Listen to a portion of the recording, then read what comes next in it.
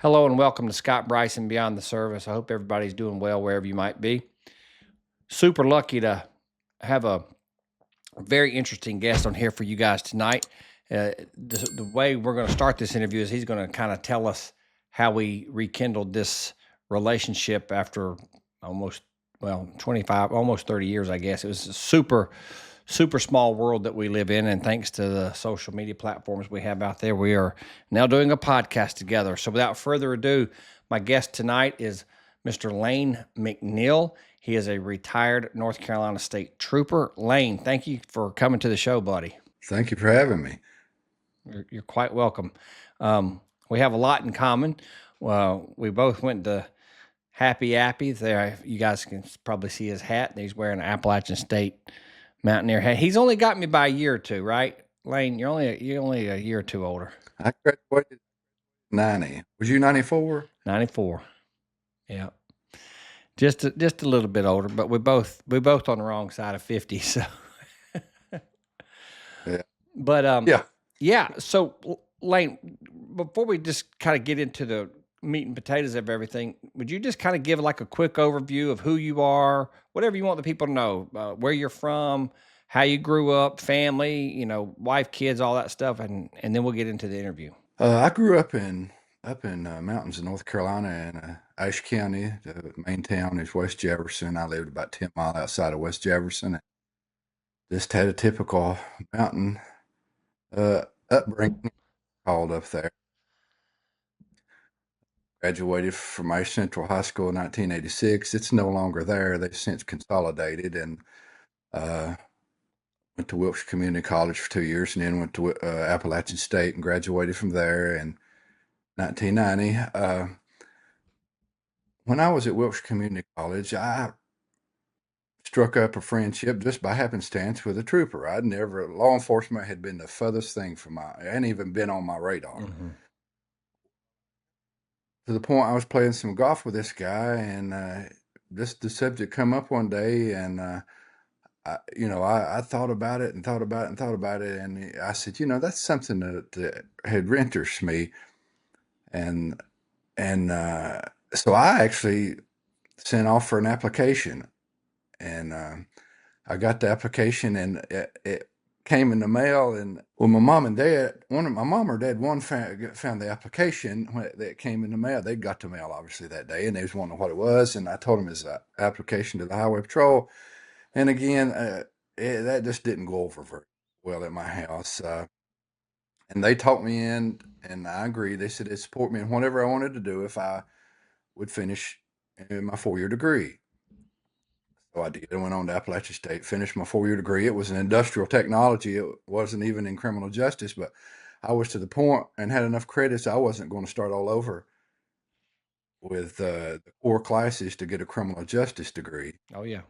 And went to work for Thomasville Furniture. I lived in High Point and went to work for Thomasville Furniture Industries, and immediately sent off for another application and went through the process. And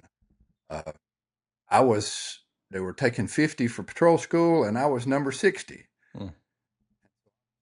Rejected on that, but I spoke with someone in Raleigh, and they said, well, just be ready because we have a lot of people that'll quit at the beginning, and we call in alternates.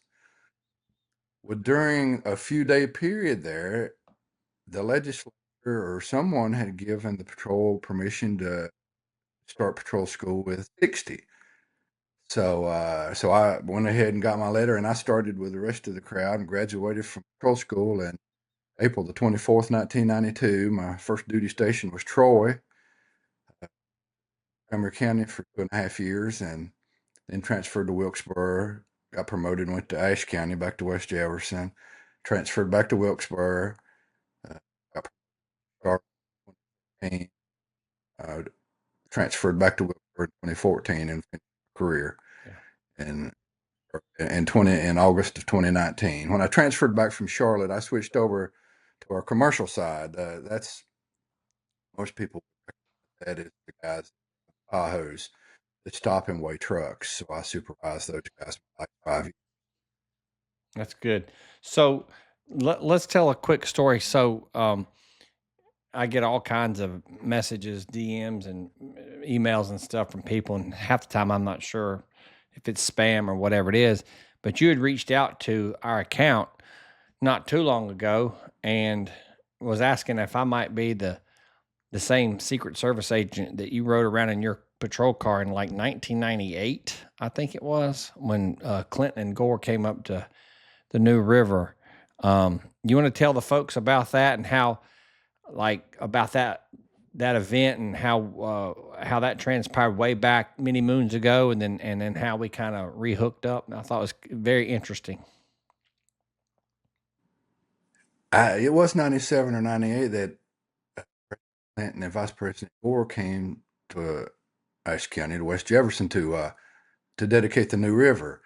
Yes, I was had been selected to be in the motorcade, and I was the 5-minute car out in front of the main motorcade with the president and the vice president, and they flew in to Ashe County Airport, and so we were there, of course, waiting. And when the president arrived, we each person had a Secret Service agent in our patrol car, and we went out in front, 5 minutes in front of everyone, and in front of the main motorcade.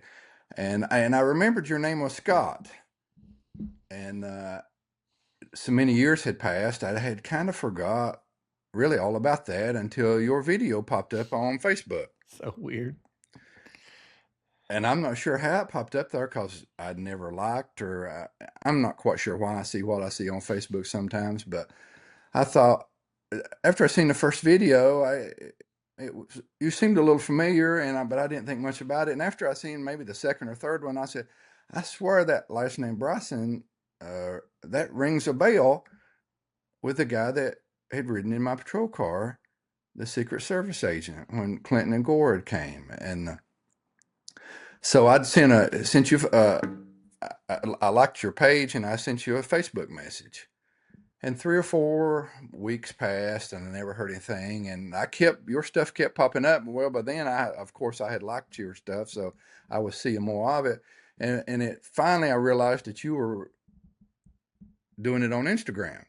So I went on Instagram one day and figured out how to send a direct message on Instagram, and so I sent you a direct message on Instagram, and never heard anything. But when I found you on Instagram, I seen there was an email address in your profile, and so after a few days passed, I didn't hear anything. I just dropped you an email because I remembered you were from Concord.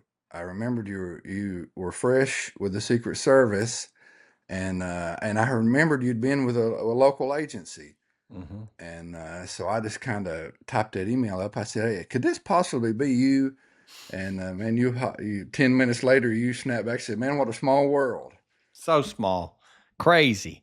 Well, first of all, apologize for the delay. I get on here and do the talking, and then I have a team of 2 guys that help me. And man, it's just been crazy. We get inundated, and we're all working other jobs. This is like our side hustle for right now. So Facebook and Instagram, and we do a pretty good job, I think, monitoring the email and the Facebook. I mean, Instagram. Sometimes the Facebook stuff gets a little bit lost in the white noise, but anyway, we connected, and I'm glad we did. That is a super small world, and what you you might know, the audience won't know this really, but to have a joint movement like that with the sitting president and the sitting vice president, it's extremely rare outside of district. When I say outside of district, I mean outside of DC, because, if something were to happen, they never fly on the same airplane, first of all, by the way. And very rarely are they in the same cars for continuity of government. It's not rocket science. But for them to both be at an outdoor venue like they were in the mountains like that was highly unusual. I didn't know that. I'd been out of school 2 weeks. So to say that I was fresh is an understatement. I was as green as it gets. And they had chosen me to work the part that I was working because they knew that, my mom and dad were from up that way and whatever. And so they thought I would know the roads, which I didn't. But it didn't matter because I just sat there anyway. But really, really, just so you know, that was like a massive undertaking. I'm trying to think. I'm sure it probably happened at some point in my life. I don't remember very many times where the sitting president and the sitting vice president do things. They do stuff in DC sometimes, obviously, but to go outside of town, outside of a campaign year, is really, really rare. So that was a big lift. Um, and I mean, I was the Secret Service agent, but I was just along for the ride, you know. I don't know if you remember when they left Ashe County Airport, headed back to Bristol, Tennessee on Marine One. I don't remember what was going on over there. I don't remember if it was foggy or a storm, but we had kind of hung out at the airport, and all of a sudden we got word that they were coming back. They couldn't get landed, so we were going to have to motorcade through the back mountain roads from West Jefferson to the Bristol Kingsport Johnson City Airport, and I could see the panic in your all's faces at that time, and we were getting ready to go. But anyway, whatever happened cleared, and they were able to finally get landed.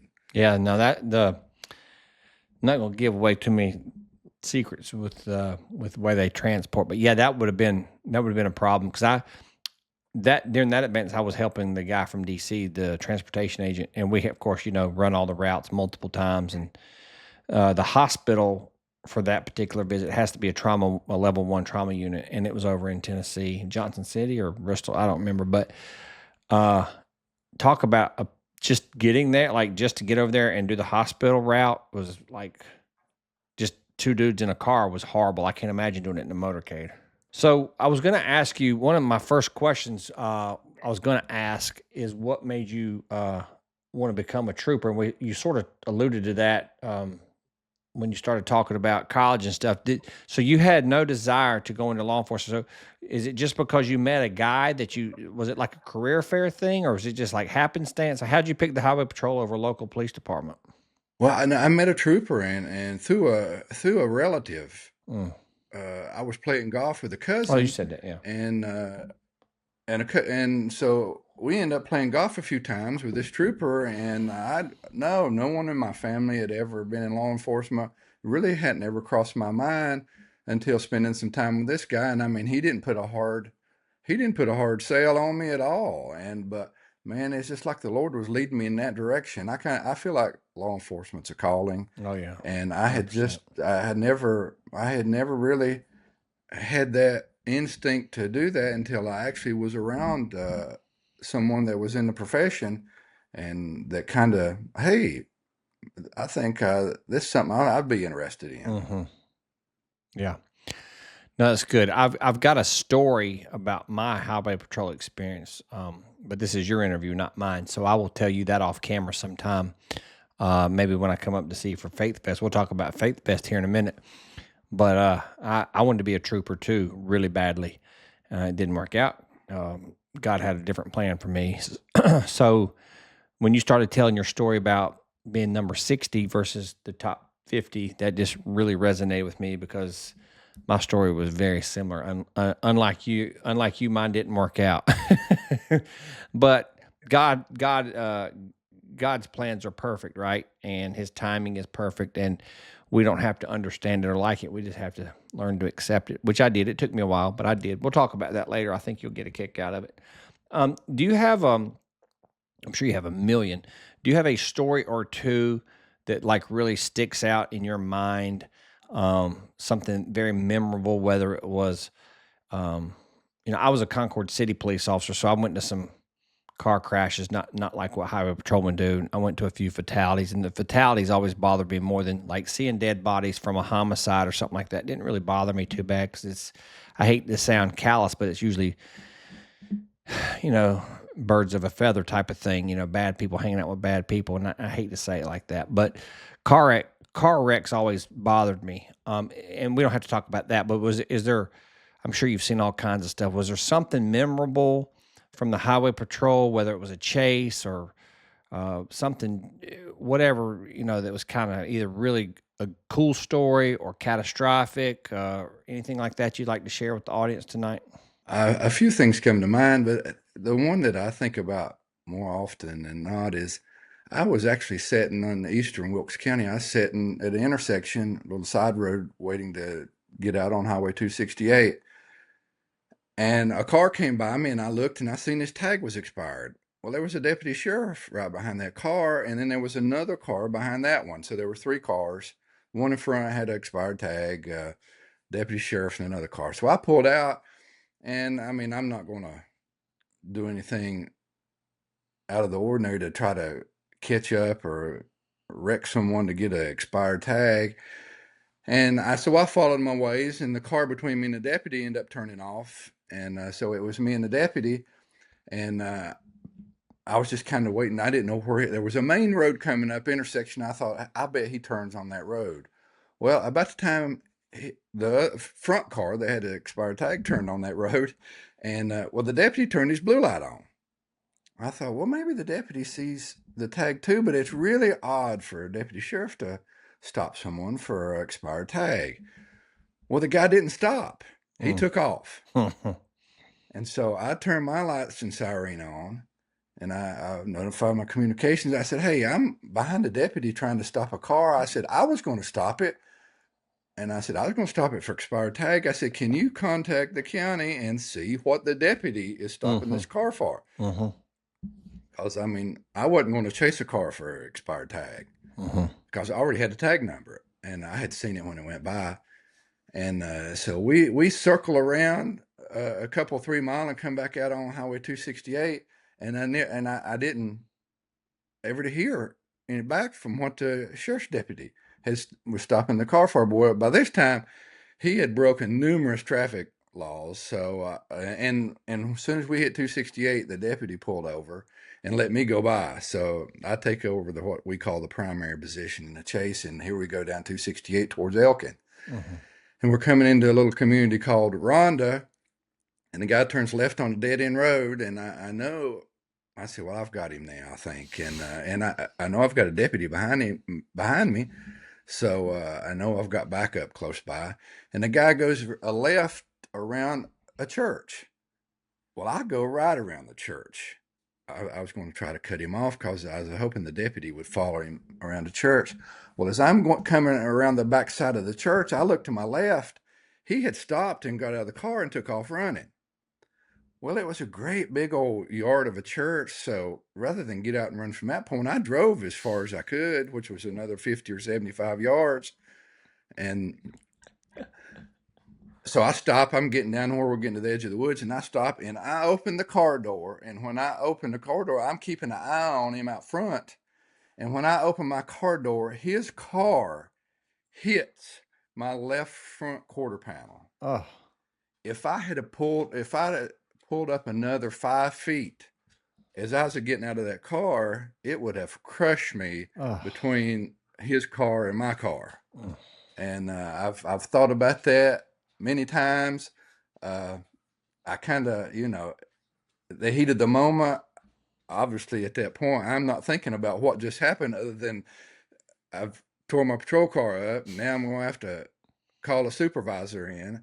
But I take off chasing him, and I catch him up in the woods, and he's huffing and puffing, and it doesn't take me long to catch him, and then the cavalry arrives not long after that. But I think about that. If I had stopped another 5 feet forward, his car would have. I mean, and it had rolled off the hill. It had a pretty good head of steam, and it would have mashed me.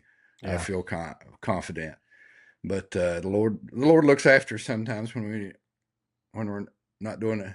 Well, I was doing what I was supposed to do. Yeah. You're also being smart. Why would you run when you have a car? Right. Yeah. I look back on it now and think, well, maybe I should have got out and run because then I wouldn't have got my car tore all to pieces. Oh, that's great. But and I had numerous fatalities, and as a rookie trooper in Montgomery County, I was there for 2.5 years. I had 11 fatalities my first 2.5 years. Matter of fact, my first sergeant used to fuss at me. He said, nobody dies unless you're working. And he said, I'm just about scared to put you on the schedule. And so it was trial by fire, and because you're by yourself in those small rural counties. Yeah. 90% of the time. And so I learned to do fatalities, and I don't know, the good Lord just kind of gives, I don't know what you call it. He gives me the ability to kind of block this stuff out and not dwell on it. I mean, Good. I had a 2-year-old run over and killed Mm. while I was there. I had to tell a mother that her only 16-year-old son had wrecked and got killed, Mm. and so it's been an interesting career. Obviously, some sad times, but Mm-hmm. the good times have far outweighed the sad Yeah. times. Yeah, that's good. Well, it's a calling. You said it a while ago, like being a doctor, a medical profession, teachers, whatever. Law enforcement is definitely a calling. Um, ever been in a situation where you been shot at, or have you ever had to pull your service weapon on people? Or No, I just had to pull it a few times just for minor stuff. I actually, I think the Lord blessed me with a pretty boring career. that's good. But Boring's the good. one time, yeah, especially the older you get, the more you like it. You know, when you're Amen. young, you want to get into all kinds of stuff, but that Nope. passes pretty quick. Yep. The paperwork involved in getting into all kinds of stuff, it's no fun. But I had chased a boy one night in Wilkesboro, and he chased him for about 3 or 4 miles, and he jumped out and ran. Um, and I didn't have anybody with me then. I knew they would probably be coming, and I'd been given pretty good directions. And I chased him off a steep embankment, and it's nighttime. Of course, I have a flashlight, and he doesn't. I can hear him up ahead. I mean, it was thick Mm. brush and stuff, so it wasn't hard to follow. And I'm catching him because I can kind of see where to dodge and jump over logs and trees and stuff. And I finally get to him, and as I get to him, I jump on top of him, and all of a sudden, but just to the right of his head, I see something shiny, and all of a sudden I realize that's a nickel or stainless steel pistol. And but I've got pretty good control of him then and get him handcuffed. And he had run down in the woods with that gun. He told me, and his lawyer, of course, told me, Larry, he had no intention of using that on me. But to this day, I don't know. He that last time he fell going through the brush, I feel like it popped out of his hand, Mm. and I don't know if he had intention of using it on me or not. But Mm. he was impaired and didn't have any driver's license, and so it ended well. But Mm-hmm. but that's probably I guess that's probably the not scariest, but the closest I come to having something like that happen. Yeah. Well, yeah, it's bound to happen, even if it's just once or twice in a career. It's never fun. It's not like TV. That is for sure. Um, When how did when go when ahead? I get Oh, go ahead. Sorry. if you'll let me, when I get to heaven, what and being in law enforcement, we're all kind of curious. But when I get to heaven, I'm gonna find somebody that knows what they're talking about, and I'm gonna ask somebody how many times the good Lord looked Oh, after me on the side of the road at I bet night. you'll be surprised. Uh, uh, I I'm curious. I'm I bet curious you how we many all will times. be. Actually, there's probably things that we not think about, like what you just told. It registers with us, but there's probably other things that were so close to happening, but it never quite came to fruition that we never even knew about how close we were. Yeah, I think that, of course, I'm sure we don't know each other. Just for the audience's situational awareness, we don't really know each other that well. We've just kind of reconnected over the last couple of weeks, over after 30 years, but we're very like-minded. It sounds like, and I know faith plays a big role in your life and mine. Um, so I believe in spiritual warfare. I'm sure you do. We haven't talked about that, but there's the unseen world, and there is just no telling what kind of nonsense we've been protected from. I can only imagine. Well, I don't know that I can imagine. Mm, that's probably pretty accurate. How did you deal with stress? What kind of cope? Some guys listen. Unfortunately, some guys turn to alcohol. Some guys might even turn to drugs. Most cops don't turn to drugs because they know they could get drug tested. But like a lot of guys turn to alcohol, or in some cases, pornography or whatever, gambling, different things. And I'm not being judgmental; it's just what it is. I like to work out. I like to fish and hunt and be outside. What did you do? When I had 3 kids, so I was always pretty busy coaching ball or doing something at the school. What did you do to stay busy and stay out of trouble? Well, growing up, there wasn't any alcohol in my house, and in my if there's ever been any, matter of fact, my mother would have cooking sherry because she loved to bake, Mm. and she had always had it hid and had it in some kind of decorative bottle. And I'll be honest, you could put the alcohol I've ever consumed in a thimble and never spill a drop. I just never was around it and never decided to take off. And the only reason I say a thimble is I think I had some slip to me one time. I've never intentionally drank any. And so, you know how you got some good buddies that, oh, that's a non-alcoholic drink. Hmm. And I don't believe it was. But anyway, I've been blessed that I've just never partaken in the alcohol. That's good. Uh, I like to be honest with you, I like to work around the house. My 2-year degree that I got at Wilson Community College is in building construction, Oh, and cool. so I enjoy working. Uh, Again, as I said earlier, I don't know why good Lord chose to, whatever coping method He gave me. I just never did dwell on stuff a lot. I Yeah, was able to put it behind me. Um, uh, it's was good. fortunate enough to get married, and we've adopted 3 kids. They're all grown now, and with 3 kids, let's see, they would have been they're 4 years they're 4 years apart from my oldest one to the youngest one, and so I had plenty to do, especially when they were younger, and Yeah. they played soccer. Because there was 3 of them, we kind of limited them to one sport. Well, Hmm. with soccer, especially travel ball, soccer, you've got a spring season and a fall season. So the only time we really had any time off was the summer and right around Christmas. So Hmm. we stayed on the road. We burned the roads up, of course, like everybody else does, Yeah. taking our kids to soccer. And our area here goes from, we're on the very eastern side of our area, so we have to do all of our traveling for soccer. We had to do it all in one direction, and that was Mm. from here towards Asheville, and Mm. even the other side of Asheville to Bryson City. Mm. And so we had some long Saturdays and Sundays traveling for soccer. But um, I guess just working around the house, doing just home improvement.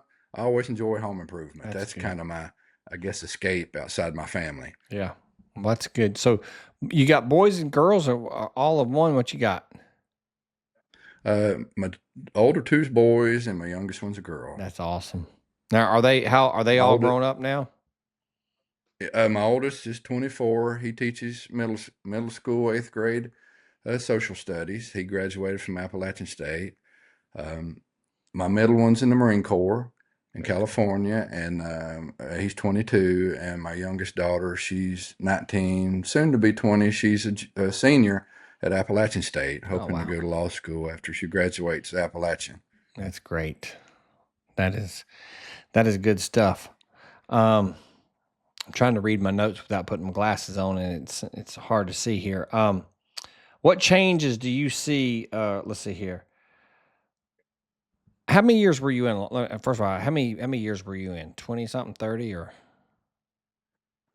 28 year. 20? It was actually 27 years and 9 months. We get to count our sick leave, and I had 2 years and 3 months of sick That's leave. great. But I'm technically not out of law enforcement. I spent a year helping a friend of mine do electricity work because that's during COVID, and he couldn't get anybody to help him. But during that time, I was in the process of applying for and getting hired on. I'm a court security officer at the federal courthouse in Statesville, North Carolina. Hmm. So I'm back to toting a gun and wearing a bulletproof vest, which I swore I'd never do after I retired from a patrol. But I guess we have to eat our words sometimes. Yeah. Guilty.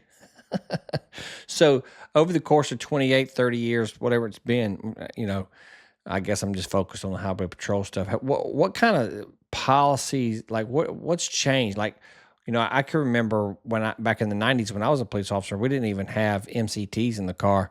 I had a pager. My wife was pregnant with our first kid, and I bought a pager out of my own money. So if she paged me, I could pull over at a payphone and call her. Some people watching this don't even know what a payphone is. What kind of changes have you seen in law enforcement, whether it's technology or policy? And then let's talk for just a minute about, like, during the last was it? Yeah, I guess during Biden administration. It started during the Obama administration. How the rhetoric, the left always talks about the rhetoric. Well, they're the world's worst, talking about defund the police and all this stuff. I'm sure you saw a whole bunch of stuff over the course of almost 30 years or 30 plus years. Do you want to expound upon that a little bit and give some insight to maybe some young officers that might be watching this tonight? Well, I think being in the area that I worked in, and again, Montgomery County was my first duty station, and it was extremely rural down there. Matter of fact, most of the county was a UR National Forest. Now it was privately owned, Mm-hmm. but a lot of national forest. And then being back up here, rural citizens, they had. I I was blessed just to be in this area, and they have a respect for law enforcement. Mm-hmm. I didn't run into any of that, even though I was seeing it on media constantly. Mm-hmm. I can't give you an instance where I ran into someone with a negative attitude, and I just think that's the culture of rural America. Mm-hmm. Um, as far as change, oh golly, yes. The computers. When I retired, well, the last several years, many times I told people that I'd give up my gun before I'd give up my MDT, because we were so reliant on that computer in our cars.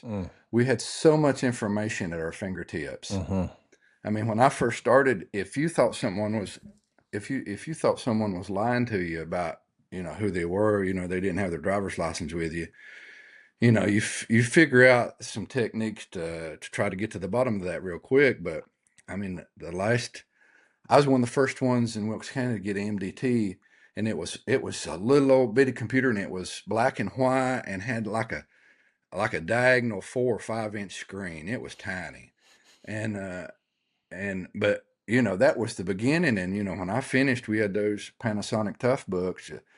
That I mean, and it's our legislature and stuff has changed. Like, to begin with, we had these low band radios in our patrol cars, that and the walkie talkies we had were not much, were of no use whatsoever. They had a repeater in the car, and most of the time it didn't work. So once you got out of the car, you was pretty well on your own. You better hope somebody knew where you was. But I actually spent 2 years on special assignment, helping our people in Raleigh. I did site acquisition. The state legislature mandated a build out of a statewide 800 megahertz radio system, and it's called Viper, Voice Interoperability. I can't remember what all of it stands for, but this was all precipitated by 9/11. You had the NYPD, you had the fire department, and you had the Port Authority, and none of those people could talk to each other. There was no the buzzword that come about because of that was interoperability. There was none at that time, and so our legislature mandated a build out of the system, and I helped our people in Raleigh so they didn't have to travel to Western North Carolina all the time. They put me on special assignment for 2 years, and I met with county managers, county emergency managers, and did site. We looked for sites for towers for the state to build out a system. And now trooper gets out of a car, he's got a walkie-talkie on his hip, and he's actually got contact with somebody that can hear him. And so that's probably the biggest. That and the MDTs are the two biggest changes I've seen over. But the MDT, being able to run somebody's driver's license and have a picture pop up, is worth its weight in gold. Oh, yeah. Especially if you think somebody's not telling you the truth. Yeah. Yeah, well, I will have to say that law enforcement's left me in the dust because I retired, as you know, in 2022. Got back in it at a local place, um, and I'm still doing it, but the computer is. I mean, I've learned it. I don't know all of it, and I'm not out there writing tickets or anything like that. But like even that, like back in the day, and it's hard to teach old dogs new tricks. Like, we had a ticket book, and I was a city cop, so I wrote some tickets, but, misdemeanor charges could go in there too. But like everything's on e-warrants now and Brazos or whatever it's called, all the computer stuff. I'm like, man, I guess I could learn it if I had to, but that ship has sailed for this old boy. Yeah, it has. And since I retired in 2019, I hear some of the guys talk about there's been a lot of changes even since 2019. I mean, yeah, writing a ticket with a computer and having it print out in a car made life so much easier. I mean, you entered a driver's license number, it automatically downloaded that information. You Mm, enter a tag number, it downloaded all the vehicle information. It just made everything so easy. And if you had someone you were putting several charges on, mm, under the old way, you'd have to be scratching out those tickets longhand, mm-hmm. and you'd get one of them done. You'd have to start scratching on another. And well, with the MDTs, man, you just hit a button, and it's going to populate all that information from the first, and all you got to do is put the charges on the second one, and it's spitting out another ticket. So I mean, it made life much easier on us, Yeah. and investigating wrecks. Uh, not everybody has legible handwriting, and so when we used to do them with a carbon piece of carbon between the sheets of paper on a rec report pad. Uh, some people's handwriting was not always the best, and so with being able to do a rec report on the computer, and we even drew our diagrams on. There was a drawing package on there that we Oh could yeah. draw our diagrams, and it just made everything look so much more neater and professional. Yeah, for sure. Um, how, like, say if you had one charge or two charge, like speeding in a seatbelt or speeding in a tag violation, what was the turnaround? Could you do it in less than 10 minutes? Was it like how long would a vehicle from stopping them to them pulling off? About how long was it? It got pretty quick, I guess. Yes, I'd say probably 10 minutes is a good figure because you make your initial approach, you get their information, you go back, and by the time you're kind of running, you run their information first to make sure that the license is good and the tag and everything's good, and then you fill in this information on the citation and the waiting on the ticket to print off because those printers or the printers we used to have were kind of slow. But yes, 10 minutes is a good turnaround. Mm. And some guys that I'm sure some of these young guys now that are way more adept at the computer stuff, they could probably do it in less time than that. But Yeah. that'd be a good ballpark figure. Yeah. Well, it's not really fair because they kind of grew up with it. You had to learn it. Oh man. Well, before we wrap it up, I want you to talk about Faith Fest. I think this podcast will probably drop after I see you in September. Um, but nevertheless, I'm super excited about that too. By the way, my kids are too. Everybody's just pumped. But you want to kind of, for the people that don't know, can you just obviously you can talk, it's coming up in September, but like you don't have to talk in past tense. Just tell everybody like how long it's been going on and what was the genesis of it. Like because you were telling me the other day, it kind of started with trying to like kind of copy Merle Fest or whatever, and it's kind of grown. It's really grown because some of the people that are coming are like like massive names. So I'm interested for the general public here to hear about what you're doing with Faith Fest. Well, Wilkes County has had, and I think they're somewhere between 35 and 40 years. Wilkes County has had, or at Wilkes Community College, has had an event called Merle Fest. Mm-hmm. It's 4 days. It was strictly bluegrass, but now they call it Americana. And I mean, I've been there a few times over the years. Seen Vince Gill, Dolly Parton was there. Seen Steve Martin. I went and seen Steve Martin. He's like banjo virtuoso, and I've seen some few people over the years, but it's a big event over 4 days. And a gentleman that used to be the youth minister where I went to church for 22 years, Craig Church, he he just felt the leading of the Lord to try to do something similar with Christian music, and has kind of started it from scratch. Didn't know much of anything about how to get artists and booking and stuff like that. And he originally met with the people at community college, and they agreed to let him do it in the fall because Merle Fest is always the last weekend in April. So we were able to have, they let us have Faith Fest around the end of August. And Craig's intention all along was to hopefully move to multiple days. I think the first year we had it was maybe 2017, and we were both going to the same church now. It's a different one than we were at when he was our youth minister. And he was walking across. I was walking across the parking lot one day, and he was walking. We just kind of met in the parking lot, and he said, "Here's what I'm going to do." He said, "Here's what I want to do," and he said, "I need somebody to head up security." And he said, "Would you be interested?" And I said, "Sure." He said, "None of us really know what we're doing." Said, "We're pioneering this from the scratch," but he said, "I need somebody to kind of help me get some volunteers together to do some light security and work with the police department and EMS and emergency management to handle an event." And we had it several years. COVID was virtual, of course, 2020.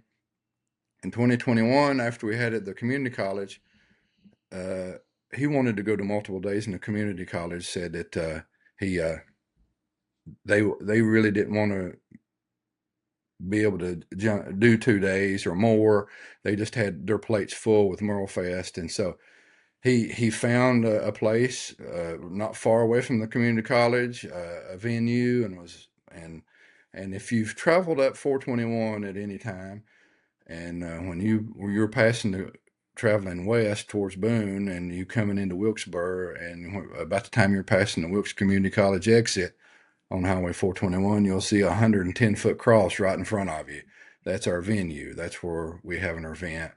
And we've had 2 days. Last year was our first time with 2 days. We had it at the venue the year before, one day, and then we had 2 days last year. And we'll be there September the 12th and 13th this year for 2 days, and with plans to expand it at some time in the future. We're having to do it in steps, and we have to raise a lot of our money through sponsors and stuff because we want to Craig wants to keep ticket prices to affordable where people can come. Last year we were fortunate. Franklin Graham came and spoke on Saturday night. This year we're really excited about Greg Laurie is coming and speaking on Friday and Saturday night. And I've listened to him on the radio for, golly, 30 plus years, I guess. He's so good. And yes, absolutely. So we're excited about having him come. And yes, we've had Casting Crowns, King and Country. Um, we've got Phil Wickham coming this year. Zach Williams coming back. He's been with us before, and so we're excited about this year.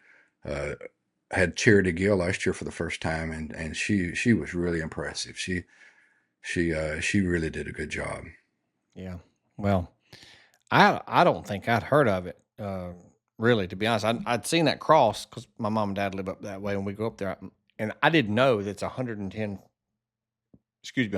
feet tall. I mean, you can see it from 421, but of course, where I come around the curve, it's kind of over there in the distance a little bit. But that's awesome. My crew will be coming up, We as you know, on that Saturday, and we are just excited. we the goal was to make that cross 180 feet, but that's in that cross is not far from the Yadkin River. I mean, it's less. It's maybe 100 yards, or maybe a little less. Well, that's all river bottom soil, and the cost to build a 180-foot tower was prohibitive. But it's still there are 9 there's 9 pilings underneath that cross, and all 9 of them are between 45 and 50 feet deep. Mm. So unfortunately, we just have terrible soil at our location because it is in that river bottom. Yeah. But so we were kind of restricted to 110, but we wanted to go bigger. Well, it's impressive, and I'm really thankful that you reached out to us and you were persistent. I think it took your third time to reach out to us to get us, but um, I'm glad that we've reconnected over after all these years. And like I said, we'll be up there with bells on that Saturday. My cruise, of course, I already asked you for a heavy lift, and probably can't happen, and I get it. But my 2 daughter-in-laws love Phil. They're like, you got to at least ask. I'm like, well, I'll ask.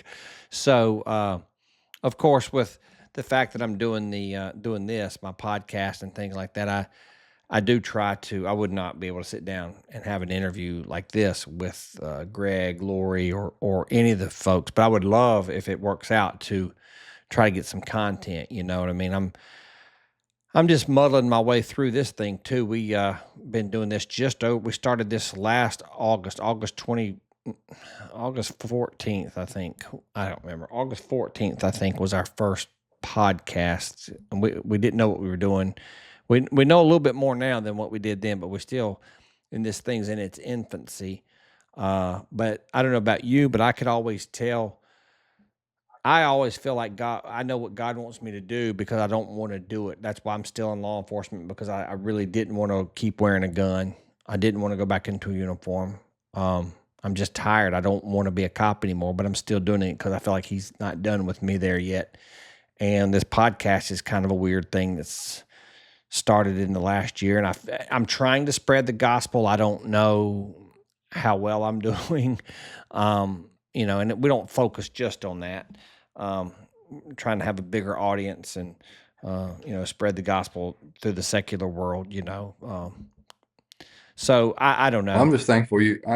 I'm thankful you give me the opportunity, and especially to talk about faith. I mean, I joke that I started going to church 9 months before I was born, and so my faith comes from my family, and the Lord did some work. I gripped the back of the pew for a long time before I finally realized I needed a savior, and Mm. I couldn't do it by myself. Yeah. And Well, my I family. yeah, that's great. I grew up with whatever normal is. I don't really know what, normal is, but I think I grew up pretty normal. Sister and 2 parents, loving parents, Christian household, no drinking, no drugs, no smoking, but just normal, hardworking people. And, I never had that, like, how some people, like, the Apostle Paul, he was Saul, right? And he met Jesus on the road to Damascus, and that brother was radically transformed. I never had a radical transformation.